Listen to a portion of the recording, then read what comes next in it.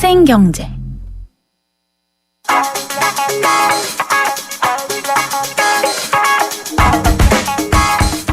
안녕하세요. 멜로디 경제의 대중음악평론가 이대화입니다. 예전에 이 코너에서 한국음악저작권협회가 변신 중이라는 얘기를 드린 적이 있죠.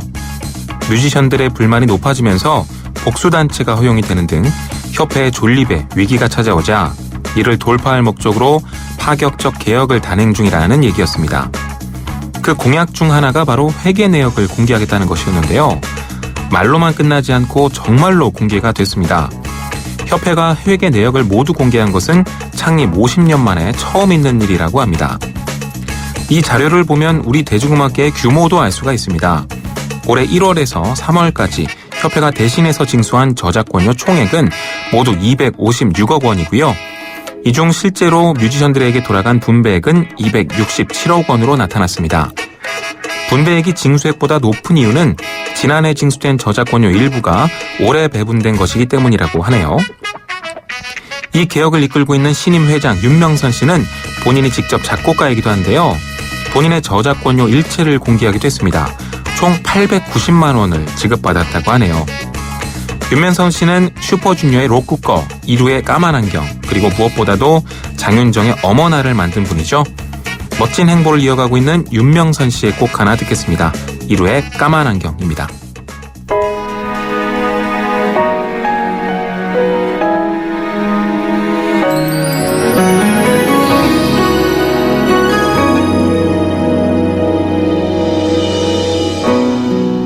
까만 안경을 써요. 아주 까만 밤인데 말이죠. 앞이 보이지 않아도 괜찮아요. 나는 울고 싶을 뿐이죠. 여자가 떠나요.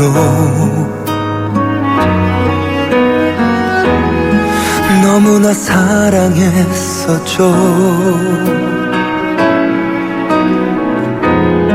그래요, 내 여자예요.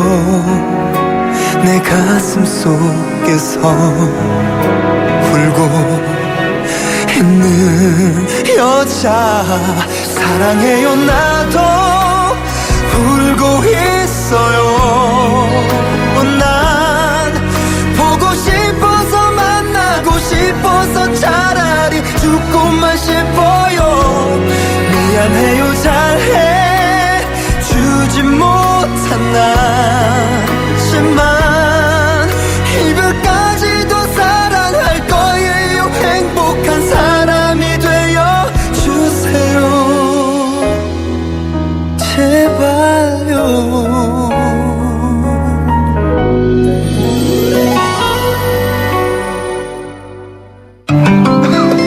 미세먼지 많은 날엔 깨끗하게 쿠쿠 청정,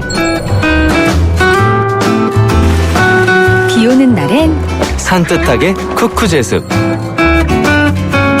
공기청정기와 제습기가 만나 1년 내내 쿠쿠 하이브리드 365. 김인경의 생생경제. 올해로 세계무역기구 WTO의 쌀 관세화 유예 기간이 종료가 됐습니다. 이게 어떤 거냐면은 그동안에는 쌀 시장을 정확하게는 개방을 안 했던 겁니다. 20년 동안 미뤄온 건데요. 이제는 더 이상 유예하지 못할 수도 있다라는 그런 얘기가 나오고 있습니다.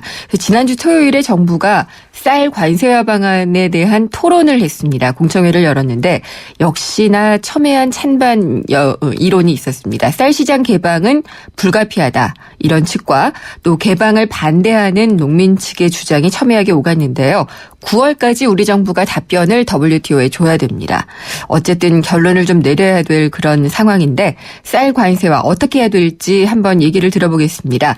장태평 전 농림수산식품부 장관을 모셔봤습니다. 장관님 안녕하십니까? 안녕하십니까? 전화 들리시나요? 여보세요? 전화 연결이 지금 원활하지가 않은 것 같네요. 장태평 전 농림수산식품부 장관을 전화로 모시고 저희가 얘기를 들어보려고 하는데요. 쌀 관세화와 관련된 얘기입니다. 20년 동안 우리 농민들을 위해서이기도 하고 또 우리나라 어떤 쌀 시장의 경쟁력을 키울 수 있는 기간을 두기 위해서 그동안 유예를 해왔습니다. 시장 개방을. 그런데 이제 더 이상은 유예하기 어렵다라는 얘기도 있고 사실상은 유예할 수도 있습니다. 그렇지만은 이 유예를 하면서 우리가 의무적으로 또 수입을 해야 될 쌀들 이런 것들에 대한 보관도 그렇고 비용이 상당하거든요. 이런 것들을 좀 고려를 할 때 개방을 해야 되지 않냐 이런 의견도 있기는 합니다. 장태평 전 농림수산식품부 장관님 전화로 연결됐습니다. 장관님 안녕하십니까? 네, 안녕하세요. 네. 지난주에 이제 WTO 쌀 관세와 유예 종료를 앞두고 공청회가 열렸잖아요. 예. 제가 지금 여러 번 얘기를 했는데 20년 동안을 유예를 해왔던 거기 때문에 이제 세계 시장의 흐름에 맞춰서 개방을 해야 된다. 그렇지 않다. 이런 의견들이 상당히 첨예하게 오갔던 것 같아요. 예. 네. 정부의 입장은 어떤 건가요? 아마 정부의 입장은 이제 개방을 해야 될 겁니다. 네. 그런데 표현이 개방을 한다, 안 한다 이렇게 되니까 우선 그 일반 농민들이 보기에는 개방을 하니까 뭔가 피해를 크게 볼 것 같다 이런 어떤 피해의식이 생각이 먼저 들 것 같아요. 네. 그런데 그런 이제 개방 그런 거보다는 그 표현 그대로 지금까지는 쌀을 그 상품으로 인정하지 않고 그래서 관세를 정하지를 않았거든요. 그렇죠. 근데 이제 관세율을 정하고 거래될 수 있도록 하자. 그런데 사실은 관세율을 충분히 높게 설정을 하면은 실질적으로는 쌀이 그렇게 들어오기가 쉽지 않을 겁니다. 네. 그런 점에서는 단순히 개방한다. 개방이 사실입니다만은 개방한다, 안 한다로 어떤 그 개념 규정을 해서 혼선을 일으키는 것보다는 네.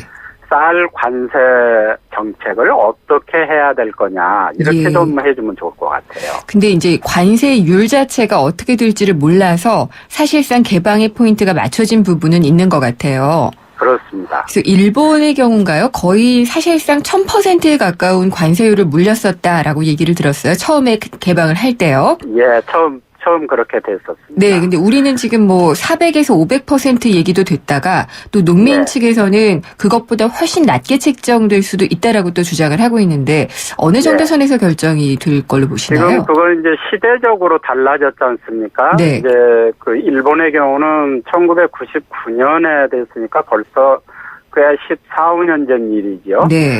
근데 그거를 지금 현재 어떤 율로 일본은 종량세입니다. 그러니까 종가세가 아니고 네. 1kg에 얼마 이 관세를 이렇게 정했는데 그때 당시에 한 1000% 정도의 종가세로 한다 그러면 1000% 정도에 이르렀는데 이제는 한 300% 내외 된다고 그래요. 네. 종가세로 환산을 하면은 대만의 경우에도 제가 알기로는 종량세로 돼 있습니다. 네. 그러니까 우리가 이제 하는 과정에 우리도 종량세로 할지 종가세로 할지 그것도 이제 정해야 되겠지만은 종가세를 전제로 해서 300% 내지 500% 되리라고 생각을 해요. 현실적으로. 그런데 이제 그거는 네. 무슨 의미냐면 지금 우리 국제 가격이 우리 국내 쌀 가격에 비해서 한 30-40% 정도 될 겁니다. 예. 그러니까 이제 쌀을 어떤 품질에 어떤 나라 이렇게 정해가지고 하면은 여러 가지가 나오겠지만 일반적으로 평균적으로 얘기하면은 한 2.45배 정도 네. 이렇게 국제 가격이 낮아요. 예. 그렇기 때문에 예를 들자면 300%, 400% 관세율을 책정하면 쌀이 실제로 들어오기가 어렵죠. 그죠? 그 왜냐하면 관세율은 우리 마음대로 정할 수가 있는 건가요? 그렇지 않습니다. 이 관세율도 이제 협상을 해야 됩니다. 그렇죠. 그러니까 협상을 잘 해서 관세율을 근데 그동안의 다른 나라의 경우도 보면 국제 가격 대비해서 네. 충분히 관세율이 결정이 돼 있기 때문에 이번에도 그렇게 된다 그러면 그 관세율이 대개 그 FOB가 그러니까 배 실어주는 그런 가격으로 이루어지기 때문에 네. 어떻게 보면 이 국내에 와서 유통되고 이런 비용까지 다 감안을 한다 그러면 우리나라 쌀이 또 그 쌀의 품질이나 그 선호도가 다릅니다. 우리가 네. 먹는 쌀이 다르잖아요. 예. 그런 거 여러 가지 감안하면 그렇게 두려워할 것만은 아니다 이렇게 생각을 합니다. 그러면은 장 전 장관님 생각은 일단 쌀 시장 개방은 더 이상 미룰 수 없다라고 보시는 거네요. 그렇습니다. 첫째 이유가 뭐냐면 네. 만일에 이거를 개방하지 않을 경우에 현재 우리가 20년 동안 개방하지 않는 바람에 41만 톤을 의무적으로 수입을 해야 되거든요. 네.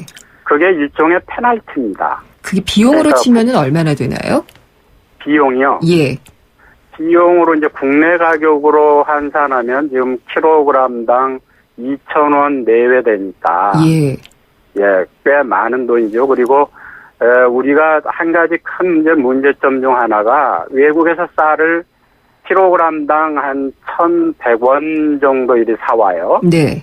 그래서 그거를 한 3,400원 정도에 처리를 합니다. 그것도 바로 처리하는 것보다는 2년, 3년 묵혔다가. 예. 그래서 그 처리하는 비용이 1년에 2천억 원에서 한 2,500억 원 정도가 됩니다. 예. 그래서 그냥 무작정 손해보는 돈이죠.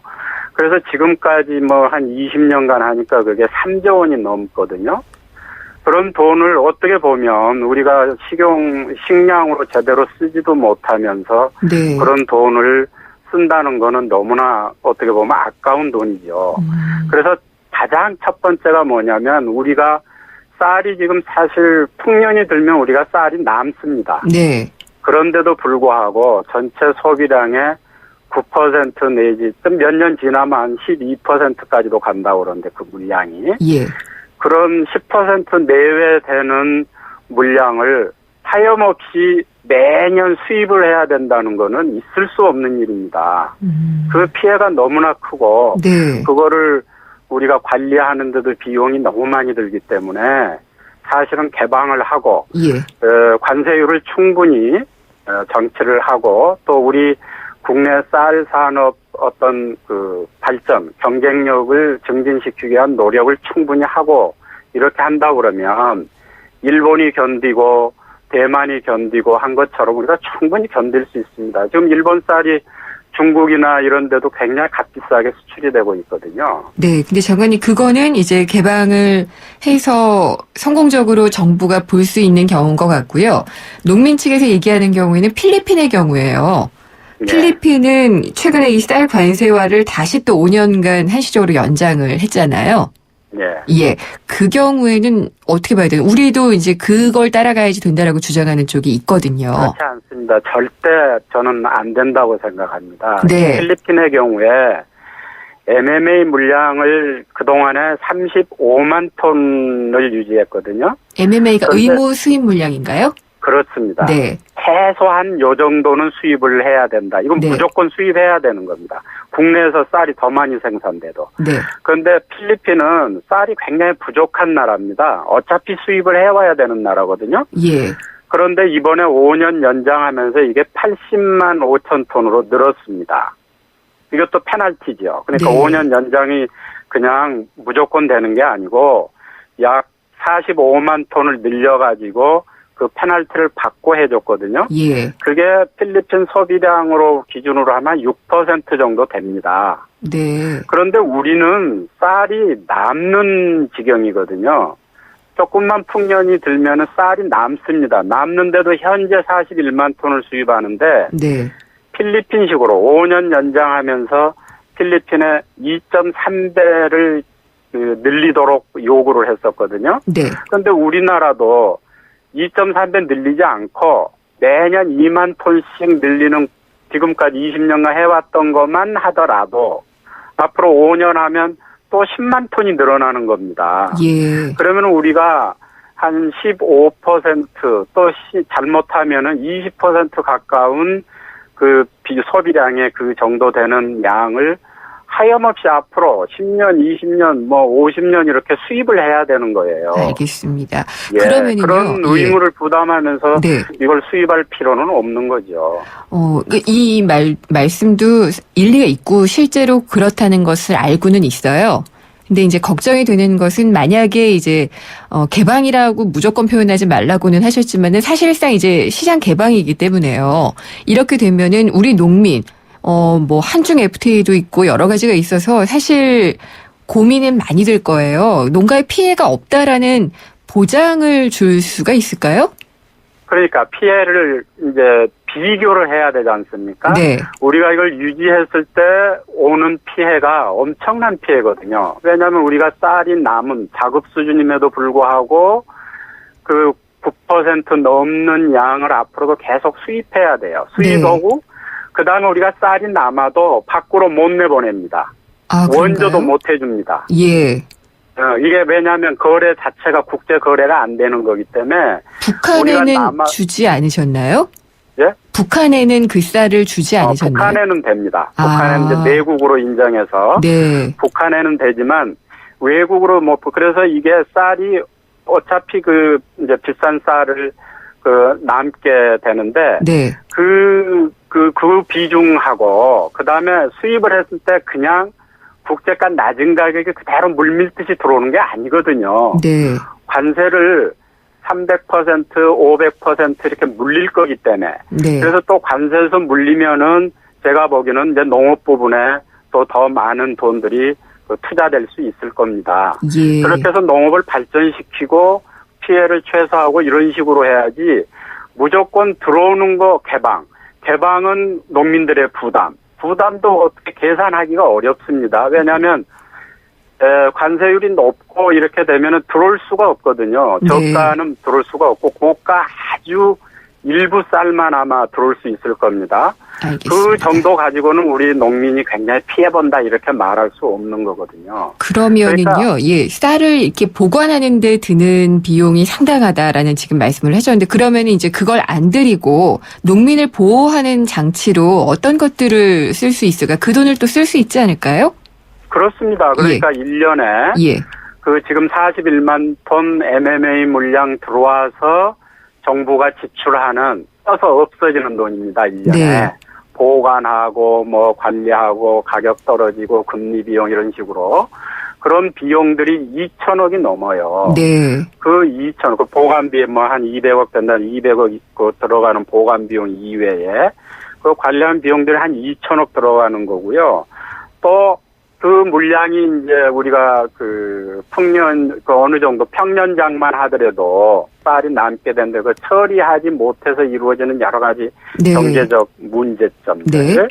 이런 것들을 보면 그런 비용들을 사실은 농민들이나 예. 농업 투자에 적절하게 또 관세 일부도 이렇게 쌀이 얼마가 들어올지는 모르겠습니다만은 네. 제가 보기에는 그렇게 많이 못 들어옵니다. 왜냐하면 최소한 300% 관세를 붙이면 네. 부수적인 비용 이런 것까지 해서 한 350%나 이런 식으로 높아지거든요, 가격이. 네. 그러면 우리나라 쌀 가격이 그렇게 이 품질이나 이런 면에서 볼 때 소비자들이 네. 우리 쌀을 더 선호하면 선호했지 외국에서 온 쌀 사지 않습니다. 그래 비싼 쌀을. 알겠습니다. 예. 어쨌든 그런 비용 부담도 있고 지금 우리 쌀의 품질도 좋고 이렇기 때문에 가격 경쟁력도 없는데 품질 경쟁력도 없으면은 수입 쌀이 우리 시장을 다 뒤집어 놓지는 않을 것이다. 그렇게 보시는 거네요.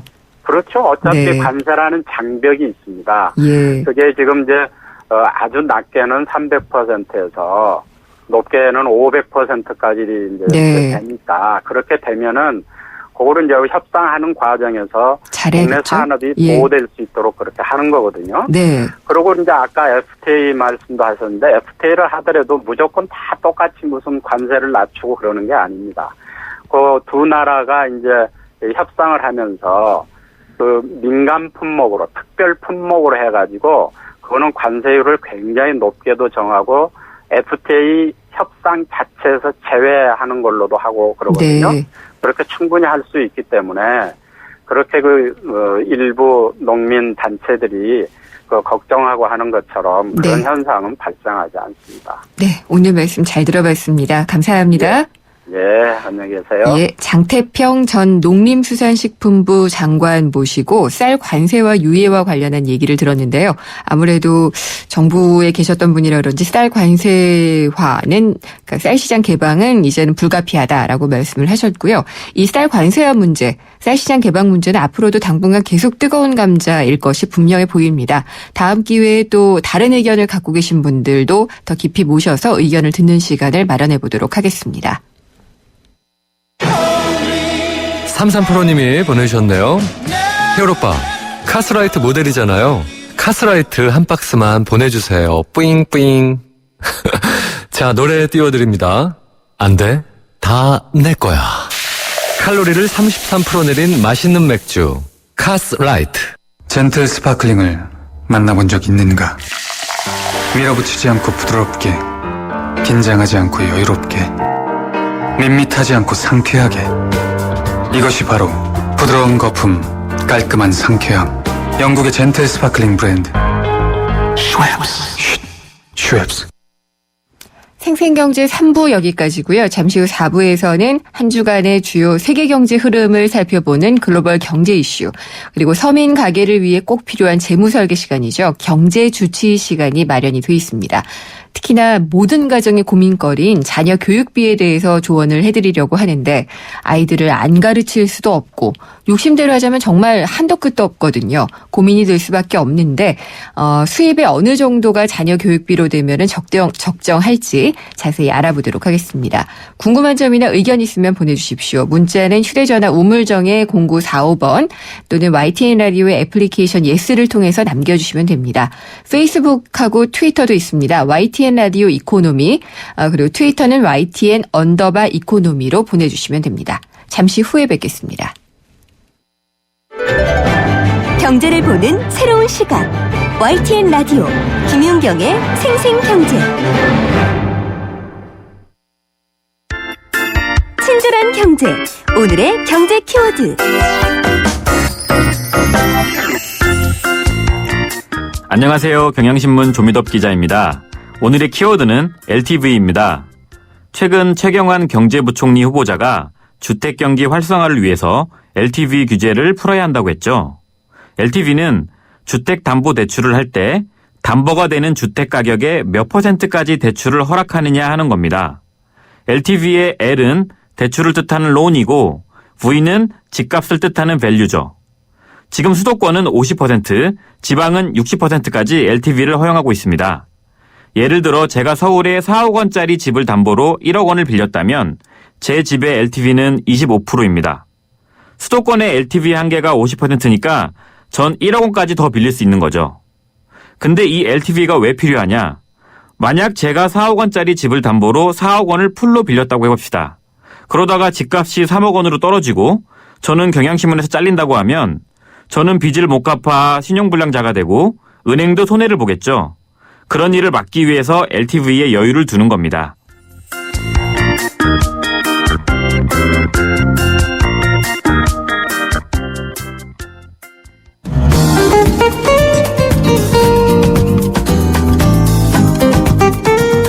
세상의 베이스가 되다 포스코 협찬으로 김윤경의 생생경제 4부 시작하겠습니다.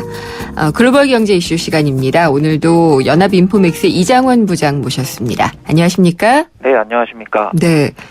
유럽은 돈 많이 푸는 걸로 이제 결정이 됐나 싶었는데 꼭 그렇진 않은가 봐요. 예, 일단 저번에 통화정책회의 때 네.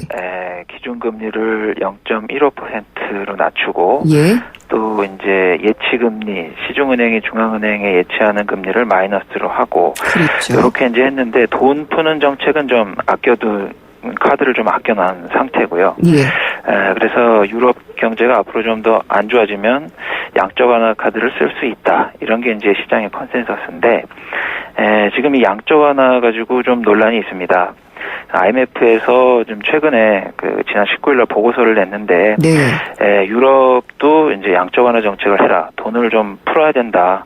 왜냐하면 지금 유럽이 디플레이션, 경기 침체에 빠질 가능성이 있기 때문에 지금 이런 상황이라면 미국 연준이 했던 것처럼 유럽중앙은행 ECB도 돈을 풀어서 경기를 좀 부양해야 되지 않겠느냐 이렇게 이제 좀 권고를 했습니다. 그런데 이제 이거에 대해서 그 볼프강 쇼이블레 독일 재무장관이 그거는 맞지 않다. IMF가 그렇게 얘기를 하지만 지금 그 시장의 가장 큰 문제는 유동성 부족이 아니라 유동성 과다가 더 큰 문제다. 네. 이런 상황이 계속되면 거품이 일어날 수 있기 때문에 돈을 푸는 것은 지금 합리적이지 않은 정책이다. 이렇게 좀 얘기를 했고요. 그 유럽 중앙은행 총재 마리오 드라기는 좀 중간적인 입장, 좀 모호한 발언을 하고 있는데 양적 완화라는 카드를 쓸 수는 있지만 아직은 때가 아니다. 이런 정도의 좀 입장을 보이고 있고요. 양적 완화 필요성을 좀 부인은 하지 않지만 당장에 쓸 그런 단계는 아니다. 그 말은 뭐냐면 아까 말씀드렸던 그 정책적인 부분 그런 효과가 아직 나타나지 않았기 때문에 그런 금리 인하 효과 이런 것들을 좀 보고 그래도 되지 않으면 어쩔 수 없지 좀 해야 되지 않겠느냐. 네. 그런 입장으로 정리할 수 있습니다. 글쎄요. 그 쇼이블레 총재가 얘기를 한 게 장관인가요? 네네. 예. 재무장관. 보면은 이제 독일은 예전에 초인플레이션을 겪었던 그런 또 경험이 있고 네. 그러다 보니까 물가에 대해서 많이 걱정을 하는 것 같은데 유동성 과다가 될 정도로 지금 많은가요? 많이 풀렸나요? 예, 일단 뭐 미국이 세 차례에 걸쳐서 돈을 좀 풀었고, 네. 그다음에 일본 같은 경우에는 지금 뭐 무제한적으로 지금 돈을 네. 풀고 있고 그런 상황에서 유럽도 만약에 돈을 푼다면 네. 전 세계적으로 이게 돈이 많이 풀리면 결과적으로 뭐 인플레이션, 유동성 과다에 따른 거품 현상. 또 네. 그런 거품이 뭐 부동산이라든가 자산의 거품을 만들고 결과적으로 다시 금융위기로 몰고 올 수 있다. 이런 논리를 좀 볼 수 있습니다. 그래도 유럽이 참 오랫동안 이 어떤 조치의 효과도 나타나지 않고 많이 침체에 빠져 있기는 사실인 것 같아요. 그런 상황은요. 예, 지금 뭐 경제 지표나 이런 것들을 보면 물가 지표가 좀 많이 낮죠. 플러스를 예. 내면서 이제 좀 그 인플레이션이 좀 일어나야 경기가 예. 좀 회복되는 건데 그런 부분이 안 되고 있고 또 경기 회복, 그 경제 성장률 자체도 네. 반짝 상승했다가 다시 좀 주춤하는 그런 상황이기 때문에 추가 대책이 필요하다. 네. 뭐 이런 좀 압력 이런 것들이 좀 있는 상황입니다. 그리고 또 아르헨티나가 디폴트에 빠질지도 모른다. 그러니까 채무를 이제 갚지 못하고 부도를 내는 거잖아요. 예. 그런 상황이 또 우려가 되고 있나 보네요. 예, 이게 최근에 이제 좀 불거진 이슈인데요. 그 아르헨티나가 미국 헤지 펀드에 갚아야 될 빚이 있습니다. 네. 근데 이걸 갚지 못할 것 같으니까 미국 법원에 채무 조정을 해달라 신청을 했는데 네. 미국 법원에서 최근에 이를 기각하고 아르헨티나가 미국 헤지 펀드에 돈을 갚아야 된다. 네. 이렇게 이제 판결을 내렸고요. 이게 왜 지금 문제가 부각되느냐? 2001년으로 좀 거슬러 올라갈 필요가 있는데 당시에 이제 아르헨티나가 경제 위기를 겪고 있었고 또 1,000억 달러 규모의 그 채무 불이행을 이제 선언했었는데 네. 그 이후에 이제 채권단들이랑 계속 채무 조정을 해오면서 90% 이상 합의를 했는데 이 미국 헤지펀드랑은 이게 합의를 하지 못했어요. 예. 그래서 이제 이 법정 공방으로 가고 막 이렇게 됐는데 이 돈의 규모가 지금 아르헨티나가 이 미국 헤지펀드에 150억 달러 정도의 이제 빚을 지고 있고요. 우리 돈으로 한 15조 원 정도 되고 아르헨티나 외환보유액이 뭐 200억 달러밖에 안 되기 때문에 네. 이게 지금 현재 갚을 수 없는 상황이고 그래서 이제 미국 법원이나 이런 데 계속 요청을 했는데 결과적으로 미국이 이걸 그 거부를 한 거라고 볼 수 있고요. 특히 이제 6월 30일 날 그 아르헨티나가 갚아야 될 돈이 한 1조 원 정도 되는데 네. 30일 그러니까 다음 주 월요일이죠. 이때까지 못 갚게 되면 이제 디폴트를 맞게 되는 상황이고요. 그런데 이제 이런 것들이 이제 시장에 큰 영향과 파장을 줄 수 있기 때문에 그 전에 그 아르헨티나와 미국이 좀 합의를 하지 않겠느냐. 네. 그런 좀 시각도 있고요. 근데 문제는 그 헤지펀드가 아르헨티나에 투자한 것도 결국은 이제 어떤 자기 책임하에 투자를 한 건데 그 손실 보전을 법으로 보장해 주는 게 과연 앞뒤가 맞느냐. 네. 특히 아르헨티나와 미국과의 어떤 그 강대국 약소국 그 관계에서 강대국인 미국 법원에서 미국 헤지펀드의 편을 드는 판결을 만약에 내렸다면 앞으로 신흥국들이 이런 위기를 겪을 때 이런 나쁜 전례가 되지 않겠느냐. 신흥국 입장에서는 좀 걱정스러운 부분이 될 수 있습니다. 그렇겠네요. 그렇지만 또 이제 아르헨티나가 디폴트를 내게 되면은 또 연쇄적으로 심리적인 효과부터 해서 클 테니까 걱정일 것 같습니다. 예, 보통 신흥국 위기가 생기는 패턴을 보면 아르헨티나에서 시작한 그 과거 사례가 몇 번 있었어요. 네. 그런 부분은 좀 주목해 봐야 될 필요가 있는 것 같습니다. 아니 그리고 제 월급은 안 오르는데 왜 스타벅스가 커피값을 또 올린다고 하나요? 지금 비가 많이 오고 있는데 올해는 기후 변화가 아주 심하다고 하잖아요. 네. 근데 이게 엘니뇨 때문에 그런데 우리나라는 지금 폭우가 쏟아지고 있는데 브라질에는 지금 가뭄이 계속되고 있다고 해요. 근데 브라질이 그 커피가 많이 나는 최대 생산지인데 가뭄이 계속되고 있기 때문에 이 아라비카 원두가 이제 부족해지고 그 원두 가격이 오르게 되니까 스타벅스 입장에서는 그 비용이 이제 상승하게 되는 거죠. 그래서 원두 가격이 50% 이상 오르니까 스타벅스도 어쩔 수 없이 이제 가격을 올리게 된 그런 상황인데 스타벅스 측의 입장은 꼭 원두 가격뿐만 아니라 임대비라든가 인건비 여러 가지 각종 비용이 올라서 불가피하게 가격을 인상할 수밖에 없었다. 이렇게 좀 밝히고 있고요.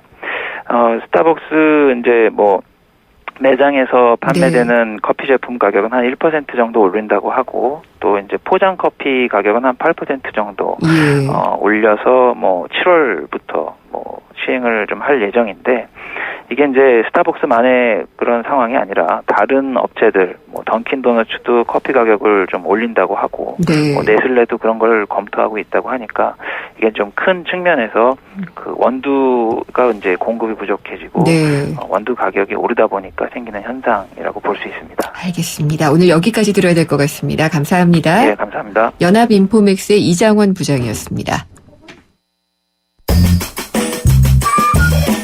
생생경제를 다양하게 만나는 방법. YTN 라디오 앱 예스와 YTN 라디오 웹사이트, 팟캐스트를 통해서 실시간 청취와 다시 듣기가 가능합니다. 언제 어디서나 손쉽게 만날 수 있는 생생경제. 참 좋다. 예. 생생경제에서 정말 이 진단을 해드리는 시간이죠. 경제 주치 시간입니다. 이 자녀 교육비, 아까 예고를 해드렸는데 한 달에 얼마씩 쓰세요? 이게 가게마다 조금씩 다르기는 하지만 예전에는 대학 등록금 아주 덩치 큰 놈만 좀 준비를 해두면 된다고 했지만 지금은 저도 경험을 하고 있습니다만 영유아부터 해서 교육비가 어마어마하게 듭니다. 그럼 어떻게 준비를 하고 어떻게 써야지 될지를 한번 얘기를 나눠봐야겠죠. 오늘은 에듀머니의 박종호 본부장이 나오셨습니다. 안녕하십니까? 네, 안녕하십니까? 네. 교육비 저 정말 부담스러워요. 네. 예. 근데 요즘은 다들 어디에 얼마나 쓰고 있는지 통계가 나온 게 있나요? 네, 일단 전체적인 금액부터 이제 살펴보면요. 자녀 한 명을 이제 키우는 데 있어서 한국보건사회연구원이 이제 결혼 출산 동향 조사를 통해서 이제 조사한 자료가 있거든요. 여기 보면은 이제 자녀 한 명이 이제 태어나서 이제 4년제 이제 대학교를 이제 졸업할 때까지 이제 드는 비용이 총 비용이 한 3억 원가량 든다라고 합니다. 그러니까 이제 자녀가 이제 둘이면 6억 원까지도 이제 들어가는 게 지금의 이제 현실이기도 한데요. 대략적으로 보면은 이제 월 평균으로 나눠보면은 한 달에 약 120만 원 정도 이제 들어가는 걸로 일단 조사가 되고 있습니다. 네. 이게 그러니까 한 명이면은 3억 원, 두 명이면은 6억 원. 네, 진짜 엄청나죠. 재수 삼수를 할 경우엔 더 들어가는 거 아니에요? 그렇죠. 네, 근데 이게 다 교육비 진짜 순수하게 들어가는 거예요? 아니요, 그렇지는 않고요. 여기서 이제 자녀한테 들어가는 비용이라고 하면은 이제 교육비 말고도 이제 주거 강열비라든가 오락비, 통신비, 옷값도 있고 밥값도 있고 여러 가지 비용들이 있잖아요. 그러니까 말 그대로 이제 자녀한테 들어가는 이제 비용이라고 이제 보시면 될 것 같고요. 사실 일반 가정에서도 보면은 이제 자녀 비용을 이제 교육비 정도로만 생각을 하는데 사실 보면은 밥을 먹더라도 애들이 더 먹거든요. 더 좋은 걸 줘야 되고요. 그렇죠. 춥게 지내게 할 수도 없고. 네네. 실제로 따져 보면은 자녀분들한테 굉장히 많이 쓰는 게 자녀한테 들어가는 돈 다 빼고 순수하게 부부 지출을 따져 보면은 별로 안 될 수 그게 있어요. 100만 원 넘는 가정이 생각보다 많지 않아요. 맞아요. 진짜 이게 각각 갖춰줘야지 될 게 상당히 많거든요. 뭐 저 대충은 알고 있습니다만은 각 시기별로 교육비가 얼마나 들어가는지 짚어주세요. 네, 일단 뭐 유치원 같은 경우는 이제 최근에 이제 5세 이하의 이제 무상보육으로 인해서 이제 직접 부담이 이제 많이 줄기는 했지만, 예, 그래도 이제 유치원이나 이제 어린이집마다 이제 별도 이제 프로그램을 이제 운영하는 것들이 있어서, 예, 그래도 이제 한 10에서 이제 15만 원 정도는 이제 들어가고 있고요. 이런 것들. 예, 그렇죠. 예, 그리고 이제 만약에 이게 또 이제 영어 유치원을 보낸다라고 하면은, 예, 이런 경우에는 또 1인당 100만 원이 넘어가는 경우들도 많이 있죠. 예, 그리고 이제 초등학교 같은 경우는 뭐 초등학교까지만 하더라도 이제 중학교까지는 이제 의무교육이다 보니까 직접적인 이제 공교육비는 이제 거의 이제 들어가지가 않습니다. 하지만 이제 초등학교 때부터 이제 피아노라든가 뭐 여러 가지 이제 학원을 이제 보내게 되잖아요. 그래서 거기에 따라 이제 금액이 이제 많이 달라지고요. 문제는 이제 고등학교인데 이제 고등학교 같은 경우는 이제 이게 이제 의무교육이 아니거든요. 예, 그러다 보니까 사실 이제 공교육비만 가지고도 월 평균 한 40-50만 원 정도 이제 들어가고 있습니다. 그렇게 되는군요. 예. 네, 이게 이제 분기당 뭐 등록금도 한 40-50만 원 들어가고 급식비에도 점심 저녁 다 먹고 보충 수업비에다가 뭐 교재비에다가 생각보다 고등학교 교육비가 많이 나옵니다. 그렇죠. 예, 그리고 이제 대학교는 아시는 것처럼 뭐 연간 1,000만 원 정도 이렇게 이제 등록금으로만 들어가게 되죠. 거기다 이제 대학원 진학하고 유학하고 이렇게 되면은 뭐 3억이라는 거는 뭐 금방 그렇죠. 넘어갈 뭐 것 유학비만 3억이 들어가기도 하니까요. 예. 근데 교육비가 이렇게 많이 쓸 수 있으면 쓰면 되는데 소득이 한정이 돼 있잖아요. 그리고 더 적은 분도 있을 거고요. 네. 그러니까 차이가 좀 심하지 않을까 싶어요. 그렇죠. 이제 굉장히 많이 나는데요. 2011년 기준으로 이렇게 100만 원 미만의 이제 소득 구간에서는 이제 7만 원 정도를 이제 사교육비로 쓰는데요. 700만 원 이상, 그러니까 상위 20%의 이제 소득 구간에서는 이제 44만 원을 이제 사교육비로 쓰고 있습니다. 그러니까 대략 이제 6배가 이제 넘게 차이가 나는데요. 근데 뭐 상위가 이제 44만 원, 이게 말도 안 되지 않느냐. 네, 저 그 말 하려고 그랬어요, 지금. 네, 그렇게 이제 생각을 하실 텐데 이거는 이제 사교육을 이제 시키지 않는 경우까지 해서 이제 전체적으로 이제 평균을 낸 거고요. 그래서 뭐 실제 이제 사교육비로 따져 본다라고 하면은 사실 이제 상위 계층은 200만 원 이상 쓰는 경우들도 많이 있거든요. 하지만 저소득층 뭐 100만 원 이하라고 하면은 이분들은 사실 아까 평균이 7만 원이라고 했는데 여기서 크게 늘어나지가 않죠. 그래서 실제 차이는 10배 이상 난다라고 보는 게 맞을 것 같습니다. 그래서 이게 가지고 오는 문제가 결국은 교육의 양극화고요. 그게 어떤 신분을 만들어 버려요. 그렇죠. 이제 과거에는 뭐 개천에서 욕난다라고 했는데 안 돼요. 네. 예, 그러니까 안 된다고 이렇게 단정지어서 말하기는 그렇지만 굉장히 어려워졌죠. 어려워졌고요. 예, 이렇게 교육을 하면 또 그만큼의 효과를 내기 때문에 하게 되고 이런 게 참 양극화 문제가 큰데 근데 우리나라 교육비 부담이 다른 나라에 비해서 좀 많은 편이죠. 네, 이제 많은 편인데요. 그러니까 뭐 수치적으로 일단 보면은 우리나라 교육비 이제 GDP 대비 이제 7.6% 정도 수준인데요. OECD 평균은 6.3% 정도입니다. 뭐 이렇게 보면 이제 별로 이제 높지 않을 것 같은데 이거는 이제 총 비용이고요. 이 중에서 이제 민간 부담과 이제 공공 부담으로 이제 나눠 보면은 우리나라는 이제 교육비 중에서 이제 37% 정도가 이제 민간 부담으로 되어 있습니다. 그런데 이제 이게 해외 선진국 같은 경우는 보통 이제 15% 안팎에서 이제 그거보다 이제 낮은 나라들도 많이 있거든요. 그러니까 사실 이제 민간에서 부담하는 이제 사교육비 비중이 또 우리나라가 이제 상대적으로 굉장히 높다라는 부분이고요. 그리고 이제 고등학교가 이제 의무교육이 아니다 보니까 여기에 대한 이제 민간 부담률도 OECD 같은 경우는 0.5% 정도만 들어가는데 우리나라가 이제 1.9%. 그러니까 결과적으로 OECD 평균에 비해서 거의 이제 4배 가까이 고등교육비는 이제 많이 들어가고 있는 거죠. 예. 그러면 어쨌든 키우려면은 준비를 해놔야지 될 텐데. 어떻게 준비를 해야 될까요? 언제부터? 일단 뭐 준비야 이렇게 뭐 빨리 할 수 있으면 이제 좋을 것 같은데요. 일단은 이제 뭐 준비를 하는 데 있어서 많은 분들이 막연히 대학 등록금만 이제 준비를 하시거든요. 하지만 이제 아까 이제 말씀드린 것처럼 고등학교가 생각보다 돈이 많이 들어갑니다. 대학교처럼 이렇게 아빠가 힘드니까 휴학해라 뭐 고등학생한테 이렇게 이야기할 수 있는 것도 아니고요. 그래서 고등학교 이렇게를 위한 이제 교육 자금을 먼저 이제 준비해 나가는 식으로 그렇게 조금 이제 교육비에 대한 포커스를 조금 땡겨서 준비를 하시는 게 일단은 굉장히 중요해 보입니다. 문자가 왔어요. 1967번님인데 저희는 맞벌이 부부라서 수입이 약 400만 원 정도인데요. 고2 아들한테 한 달에 130만 원 정도가 들어간다고 해요. 그래서 적정 수준인지를 알고 싶습니다. 그러셨어요. 그러니까 이제 일단은 뭐 금액으로 놓고 보면은 일반 이제 다른 가정보다는 조금 더 이제 많은 수준이기는 네. 합니다. 그러니까 아까 말씀드린 것처럼 이제 공교육비가 40-50만 원 이제 들어간다라고 네. 봤을 때 사교육비로 이제 거의 100만 원 가까이 쓰고 그렇죠. 계신 거거든요. 예. 그러니까 사실 이게 이제 몇 학년이냐에 따라서도 이제 다르겠지만 고2. 일단은 예. 이렇게 이제 생각하실 게 앞으로 이제 대학도 보내고 이제 결국에 이제 대학을 보내기 위해서 하는 건데 대학 등록금에 대한 준비가 이제 되고 있는 상황에서 네. 그렇게 쓰고 있다라고 하면 문제가 안 되겠지만 그게 준비가 안 되고 있다라고 하면은 약간 조정은 이렇게 고려를 해보시는 게 필요해 보입니다. 예, 그런 전제가 필요할 것 같아요. 그러면은 일단 장기 저축을 좀 해놓는 게 좋을까요? 어떻게 하면 좋을까요? 그러니까 맞벌이나 또 외벌이의 차이도 있을 것 같고요. 네, 일단 아까 말씀드린 고등학교 시기가 사실 대부분의 가정에서 이제 소득이 이제 중단되거나 이제 네. 감소하는 시기거든요. 이게 막연히 이제 장기 저축을 가입했다가 오히려 이제 그러니까 10년짜리 가입해놓고 유지를 하는 분들이 거의 안 계시거든요. 네. 보통 이제 90%는 해지를 하십니다. 왜냐하면 중간에 이제 다른 지출이 늘어나서 유지가 안 되거든요. 그래서 장기 저축으로 막연히 가기보다는 일단 1년 만기 예적금을 통해서 꾸준히 그냥 자금을 쌓아나가는 형식으로 하시는 게 네. 이후에 유동성이나 현금 흐름을 고려할 때 훨씬 더 유리해 보입니다. 근데 그러면은 이거는 우문일 수도 있는데 교육비는 그러면은 가계 지출 중에서 어느 정도 비중을 두면 될까요? 그러니까 비중을 둔다라기보다 이제 먼저 이제 체크를 해보셔야 될 게, 그러니까 내가 회사에서 현실적으로 일할 수 있는 나이가 있을 거거든요. 네. 그때 이제 우리 막내가 몇 살인지를 한 번쯤 보셔야 되세요.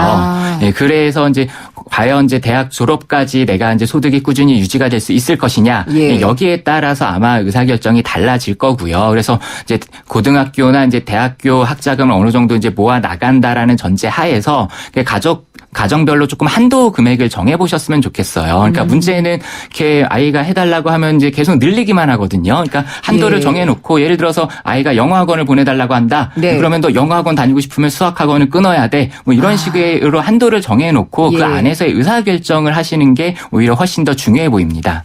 할 수 있을까 싶어요, 근데 저는.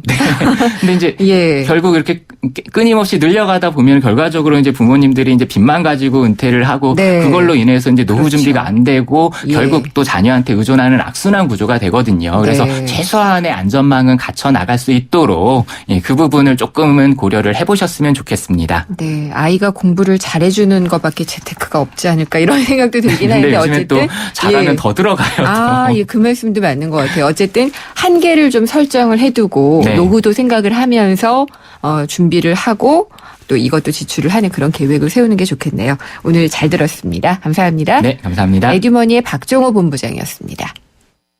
한때 보리 하나로 콜라와 싸워 전설이 되신 분이 계셨지.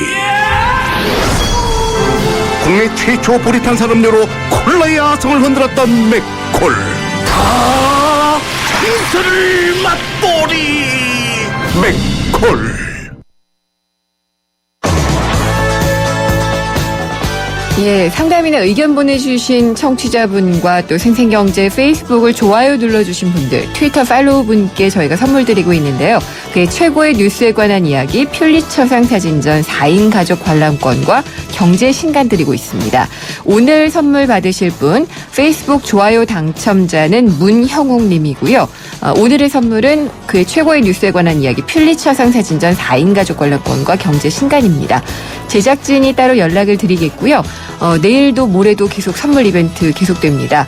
페이스북은 YTN 라디오 이코노미로 들어오셔서 좋아요를 누르고 친구가 되시면 되고요. 또 트위터는 YTN_이코노미를 찾아주시면 됩니다. 저는 내일 다시 찾아오겠습니다. 김윤경이었습니다.